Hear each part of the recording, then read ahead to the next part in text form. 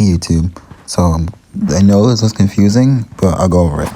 This is a simplified version of team building. So you have your fusion characters, spectral characters, havoc characters, glacial characters, aerial characters, ultra characters, elemental buffers, outro buffers, and supports. 38% outro buffers are buffers who buff characters with their outro skill.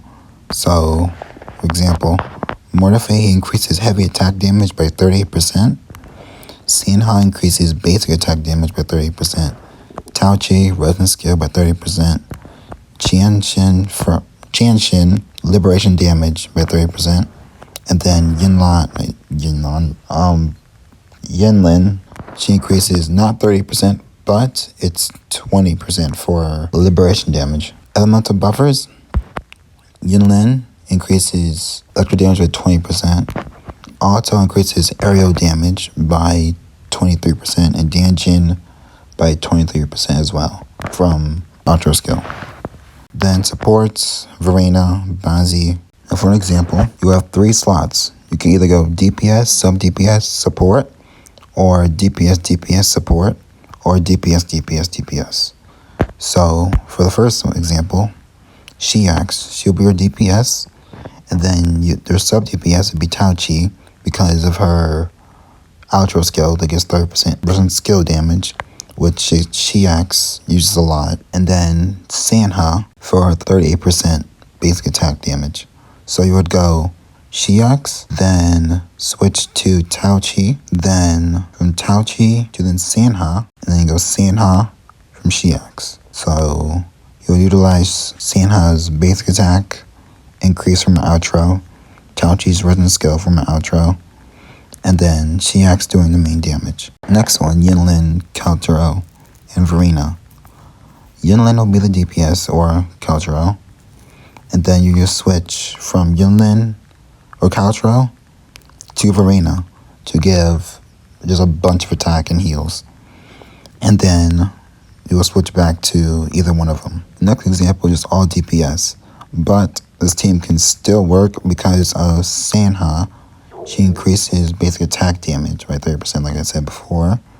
So that'll be really good for Shiax and Danjin. Well, not much Danjin, but Shiax.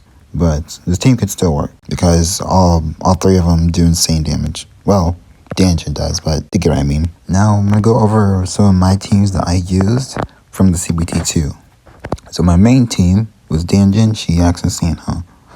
My main team was basically just a team where I used my favorite characters, no support, just them fighting solo. My Sanha team, Sanha would be used as DPS, and then Taochi's outro skill, which increases resonance skill damage by 30%. And then Verena, she heals, and she also increases my attack from her passive and outro skill as well. I'll go over this in another video, but the 5-piece Echo set, Rejuvenate Glow, that gives her 10% healing bonus and 15% attack bonus to the next character when Verena heals. I can also replace Taochi for Mortifei for his off-field damage and his outer skill that increases heavy attack damage by 30% with Sanha. Or I can go Sanha, Mortifei, and Taochi. Taochi, then go to, Taochi to then Sanha, then that will increase Sanha's resonance skill damage because her charge attack, when you use it, there's 2 variants to it. There's one that when you do a charge attack, that's considered heavy attack damage. And then when you use her skill and ultimate, it will form ice that you can use a charge attack to break it, to detonate it, and do a bunch of damage. That, when you do that, is considered resonance skill damage. So you can do either, so you can go like Sanha, Taochi to Sanha, and Sanha to Mortifei. Use Mortifei to build his ult up, and then you'll switch from Mortifei to Sanha to then increase her heavy attack damage and coordinate damage with Mortifei. And then you can also go with Sanha, Taochi, or Mortifei and Bazi for people who don't like Verena for her design. Another team, my Shiax team. Shiax is the main damage dealer, and then Taochi for her 30% resonance skill damage. And then either Verena or Bazi for the support. My Danjin team, same thing like my other team, but my Danjin team utilizes Danjin as a DPS and Tachi as sub DPS with Verena as the support or Bazi. The off-field team was Yunlin, Alto, and Mortefei.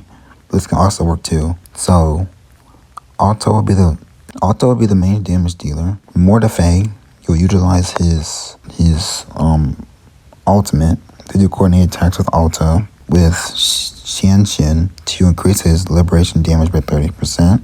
So you would do Xianxin to then Mortefei to increase his ultimate damage. And then you go from Mortefei to Alto to have coordinated attacks with Alto's basic attacks. The next team, my Jinyan team, I made because people are going to pull for him. Jinyan will be the damage dealer.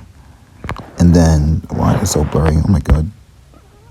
Jinyan will be the damage dealer. And then Xianxin increases liberation damage.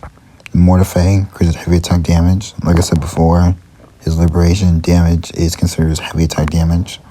Or you can do Verena, Jinyan, Mortefei, or Jinyan, Bazi, and Mortefei. For Bazi and Verena, increase Jinyan's attack and heal him.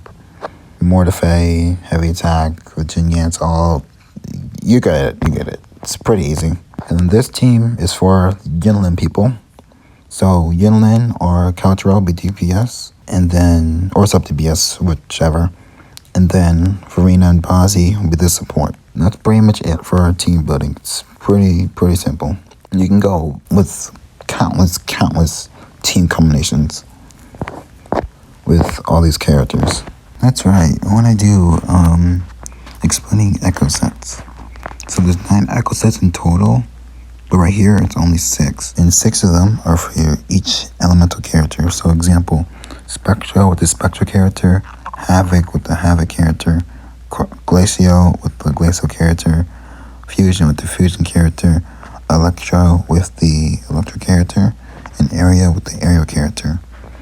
Each set gives 40% attack to their respective element, and there's 3 more. The other 3, 2 of them are for support characters, and then the last one, any character can get that. That gives 40% attack to any character, and increase outro skill damage by 60%. And I'm not going to go over what the echo sets do because that will be a very different video.